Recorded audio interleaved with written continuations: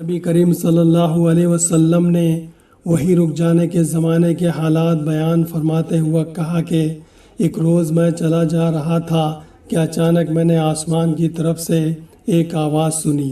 دیکھتا کیا ہوں کہ وہی فرشتہ جو میرے پاس غار حرا میں آیا تھا آسمان و زمین کے بیچ میں ایک کرسی پر بیٹھا ہوا ہے۔ میں اس سے ڈر گیا اور گھر آنے پر میں نے پھر کمبل اڑانے کی خواہش ظاہر کی۔ اس وقت اللہ پاک کی طرف سے یہ آیات نازل ہوئی، اے لحاف اوڑھ کر لیٹنے والے، اٹھ کھڑا ہو اور لوگوں کو عذاب الہی سے ڈرا اور اپنے رب کی بڑائی بیان کر اور اپنے کپڑوں کو پاک صاف رکھ اور گندگی سے دور رہ۔ اس کے بعد وہی تیزی کے ساتھ پے در پہ آنے لگی۔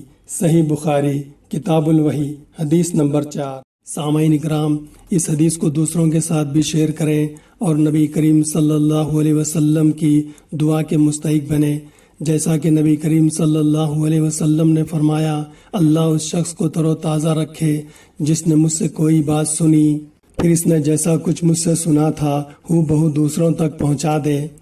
جامع ترمذی حدیث نمبر 2653۔